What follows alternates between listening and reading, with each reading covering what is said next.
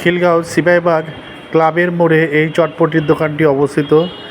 5টার সময় এই গাড়িটি চলে আসে তার মাল সামানা নিয়ে এবং সাজাতে সাজাতে মাগরিবের পরে সে তার চটপটি বানিয়ে বেচাকেনা শুরু করে। তার চটপটি বেচাকেনা চলে সেই রাত 10টা-11টা পর্যন্ত। আমরা ছোটোবেলা থেকে দেখছি সে একই জায়গায় এই চটপটি বিক্রি করে থাকে।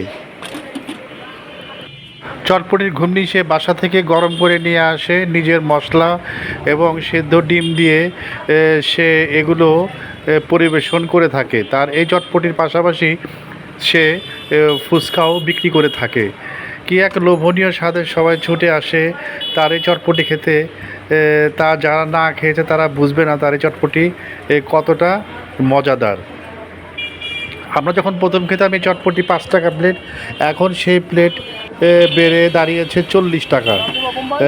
গুণগত মান আগের মতোই, স্বাদও আগের মতোই, কিন্তু দিনের সাথে সব কিছু পরিবর্তন হলেও তার চটপটির টেস্ট সে আগের মতোই সে ধরে রেখেছে।